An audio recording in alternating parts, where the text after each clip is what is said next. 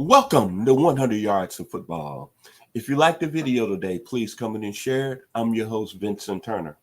I'd like to give special thanks, honor, and love to my producer today, Mr. Jeremiah Long. So if you like the video, please come in and share it. And today our video is on the Cleveland Browns from 1946 to 1955.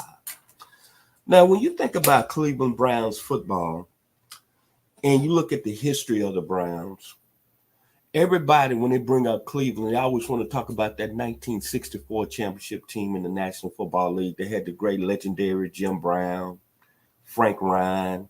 They had a rookie by the name of Leroy Kelly. They had another rookie by the name of Paul Warfield out of the Ohio State Buckeyes. And that's what the Cleveland Brown Nation always talk about, that championship team under Jim Brown. Then you go out through the years and you look at all the great players that's played at Cleveland in their football history, from Bernie Kosar, that Halford Dixon, to Frank Minifield, Kevin Mack. Even now, Myles Garrett is mentioned in that conversation, Amari Cooper, Deshaun Watson. And you're looking at all those years of the Cleveland Browns, and their fans are very knowledgeable and very excited when they talk about the Browns. But when we go back to 1946, that's when it got started in this great football history of this National Football League club. And he was playing in the All-American Football Conference, where they dominated for 3 years. From 1946 to 1949, they had a 52-4-3 record.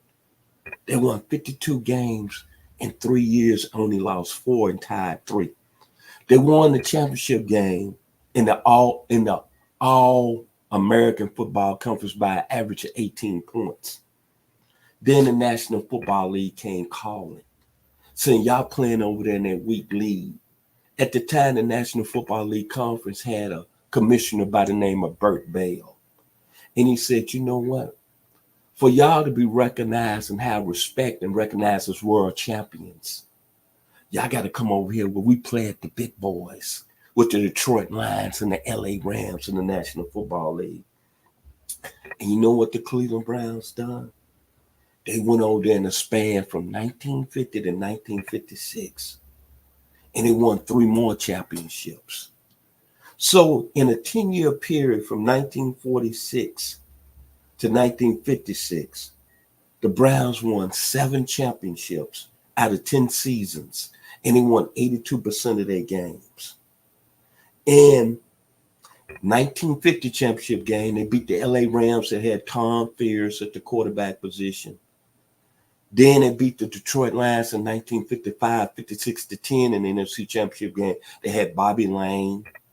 And then they came back and beat the Rams again in 1956, 38-14.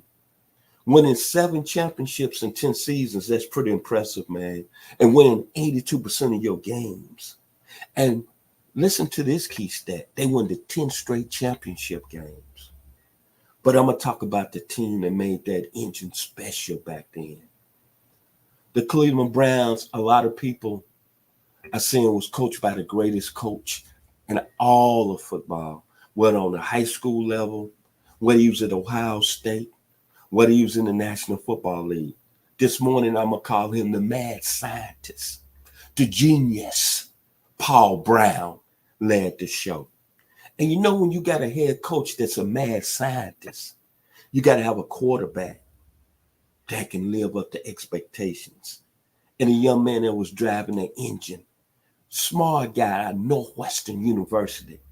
You know, that real smart school in Evansville. His name, I like that first name, Otto Graham, was something special. Then, you know, you got to have that big stud running back. You got to have that running back that can take you to championship level.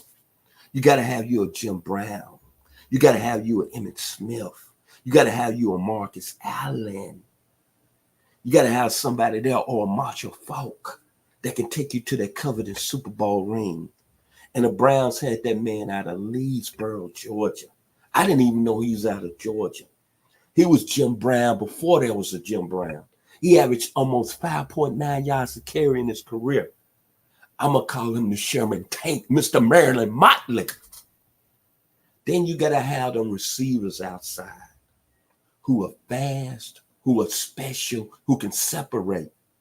And the Browns had three good ones. Max Speedy. They had the Italian Dante Lavelli. And then they had the young man out of Ruston, Louisiana. His son played quarterback at LSU.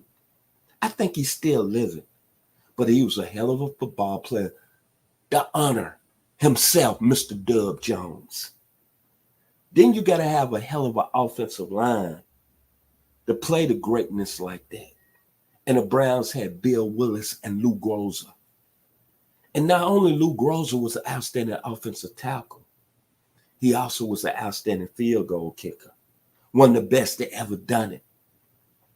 And then before I leave this morning, you got to have that defense real tight. You got to have that defense where it's going to be special. And you got to have that pass rusher that's going to make a lot of havoc, that's going to create confusion. Mr. Lenny Ford led the defense. A pass rusher that had a death sentence to him. When we talk about great teams in football history, we need to mention, when our mouths open, we need to mention the Cleveland Browns from 1946 to 1955. I want to throw one more year in there, 1956, because there was a special group of guys and a very special group of football players. And at that time, that made the National Football League very enjoyable to watch. If you like the video today, please comment and share it. I've been your host, Vincent Turner. Once again, thanks to my producer, the very talented Mr. Jeremiah Long. Brown Nation, you in the house, off the shores of Lake Erie. The Cleveland Browns, the mad scientist Paul Brown, the greatest coach ever in the National Football League. Y'all be blessed here on 100 Yards of Football.